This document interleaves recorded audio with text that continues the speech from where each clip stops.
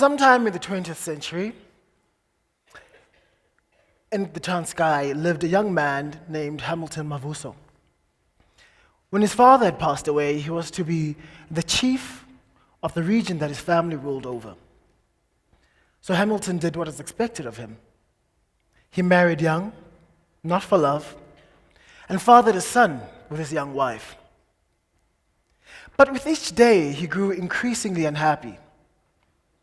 And so he did the unexpected and packed his bags and abandoned his young wife and child and relocated to Cape Town.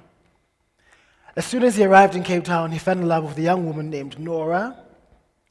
They eloped to a small town in the Eastern Cape called Alice, where, unbeknownst to Nora, Hamilton started a new family, one born out of love and passion instead of duty and obligation.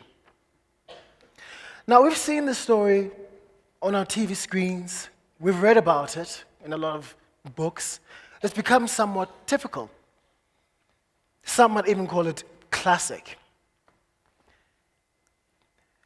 But in the early 20th century, in rural Eastern Cape, real people did not do that. Men did not pack up their bags for the city, abandoning their families and their chieftaincy, their responsibilities, for love and passion. This one, though, Hamilton Mavuso did. This one was also my great-grandfather. I share the story because ever since I started being known as Nakhane Touré, the musician, most journalists used words such as brave and daring to describe my work and myself. My friends, on the other hand, opt for much more interesting words such as sassy. They say things like, never forget the sass.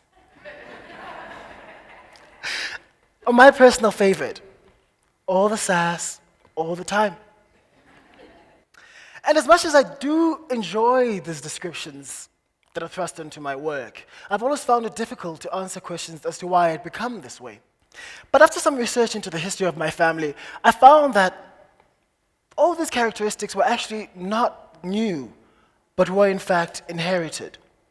Hamilton Mavuso, although what he did was very naughty and inexcusable, was an individual. He, much to the disapproval of his family and his community, chose to create his own path. He did this to forge his own identity. To live a life that made him happy, he was willing to give up the throne. My name is Nakhane Touré. I am a musician and an author. I was born Nakhane Lubabalo Mavuso in a small town in the Eastern Cape called Alice. I grew up predominantly in Port Elizabeth and am now based in Johannesburg. When I was 7 years old, I was adopted by my aunt and her husband. A few years after the adoption, we decided as a family that we would change my surname to theirs, which was Mahlakahlaka. When the process of the surname changing began, I asked my aunt, who is for all intents and purposes my mother, if I could drop my middle name, Lubabalo. My reasons were simple. I have met lots of people who were called Lubabalo.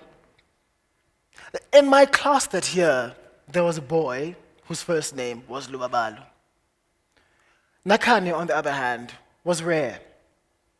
I'd never heard of someone who was called Nakhane up to that point, and it was the only name that I wanted to represent me.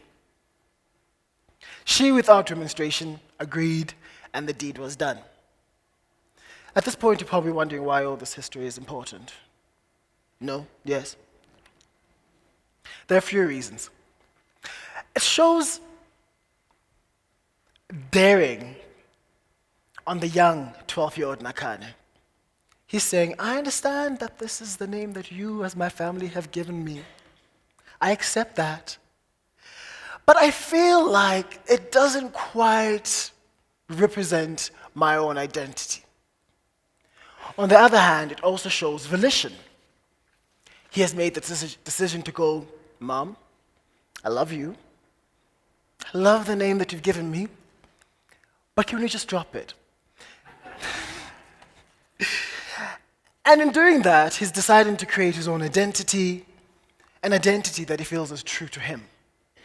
Throughout the history of my family, there have been people who have made decisions to run their own race, decisions that were unpopular. And today, I stand here as an artist, hoping that I am one of those people. Some more history. When I was 7 years old, I moved to Port Elizabeth with my new family. It was also the first time I was in a racially integrated school. So finally I could speak English. So I could understand what they were saying in Bold and the Beautiful, because Bold and the Beautiful was a big deal in South Africa. It was also the first time that I received and performed my first solo in a Christmas Carol evening. I sang Silent Night. I remember it vividly. I was wearing black brogues, navy blue corduroy pants, and a navy and white checkered shirt. I also remember that at that moment, that was when I decided that I would be an artist for the rest of my life. And so I threw myself into it wholeheartedly. I played every instrument I could find. Our music department was open for all music students to play around, and I threw myself into it. I studied classical trombone, I played piano, I played the mbira, I played marimba, I played it in still band, and I also sang in the choir. I feel like if I were in a different school, a different country, I would be seen as a nerd or a geek. But being involved in the arts in Port Elizabeth in my particular school was seen as something cool. So I flourished. But I was also a headache to band leaders who would give us the cheap music and expect us to learn it. I was always trying to change it, to inject it with something a little bit different. Needless to say, I was not quite popular with these band leaders who just wanted us to learn the sheet music perfectly. I, on the other hand, was not interested in perfection. I wasn't interested in learning another classical piece. I wanted to disrupt. I wanted to insert myself into the music. I wanted to live in it. And I wanted to make the music a little bit more relatable. I look back on it now and I realize how egotistical and hubristic that really was. But like my great-grandfather, I wasn't willing to just learn the music and play it like it was. I wanted to create something that was, or felt, a little truer to me. The trouble and heartbreak really, though, began when I started creating my own work. I was 19 years old, and I was ready to show the entire world what a genius I was. It was also the time that I heard the most shattering news any artist can ever hear. It's all been done before. You want to scream and reverse the sound? That's been done. You want to play an organ through an overdriven amplifier? It's been done. You want to create fragmentation in literature and work in psychology instead of plot? That's done in the 50s. By people who are probably cooler than you anyway. Coming to terms with that you, Nakhane, individualistic you, will never ever create anything that is new. You will only just recycle all the brilliant ideas that your heroes did. Killed me. So I allowed that thought to sink in. And I thought, in the times of maxims like, do you boo? Because I live by it. You're telling me that all I will ever be is a rehash of all my influences, that I will never create anything that is really technically new or original.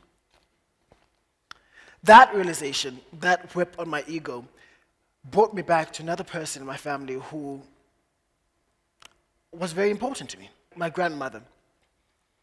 How would I describe my grandmother?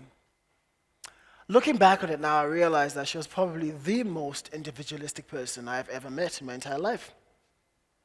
Looking back on it now, I also realize that she was also a problem child. God bless her soul. She dropped out of high school. She drank. a lot. She smoked. She once ran away from home with a boyfriend and came to Pretoria. This was like in the Eastern Cape in the 70s or 80s or something. She fought with men and won. These are all stories that I got from the horse's mouth, of course. But after all these stories, she'd always round these stories up with words that she probably didn't know were going to be important to me. She always used to say to me, and I'll say it in Xhosa first, Nakhane, ukuba uzabusela utywala, subufihla.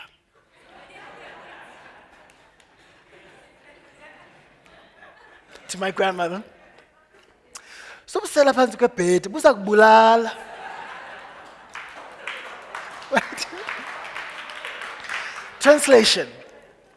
Nakhane, if you are going to drink alcohol, don't hide. Don't drink it under the bed or it will kill you. It's not as funny as English because there's a saying in Xhosa, Xhosa is not to be translated. So I'm sorry.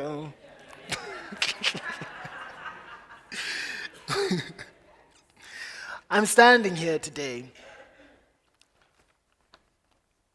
giving a TEDx talk because of those words. My grandmother was talking about one thing, alcohol, or a freedom to do whatever she wanted.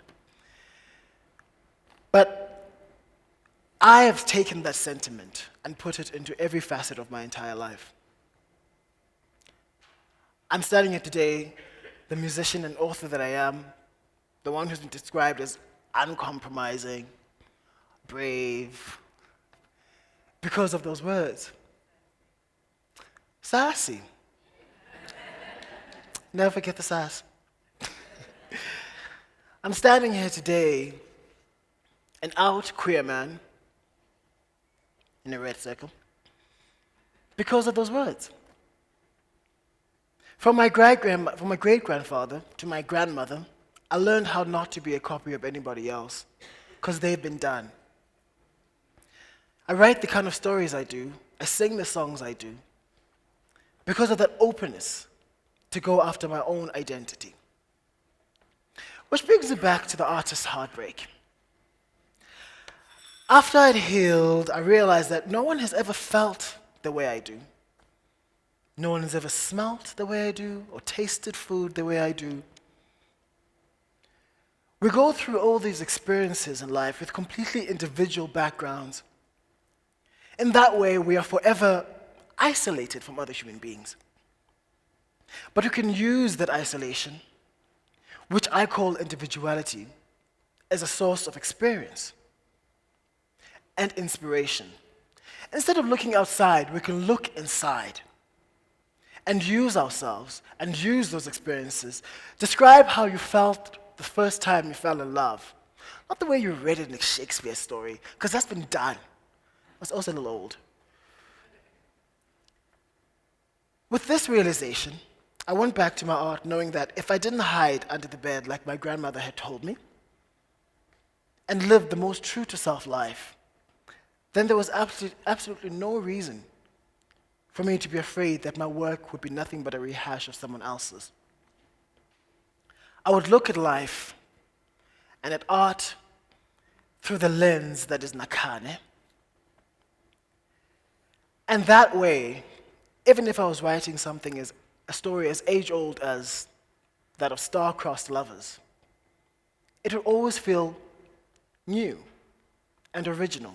Because of that isolation, because I have used my own experiences, my pain, my joys, my embarrassments, my confusion, my family, I would have created a story that is completely original and new. Thank you very much.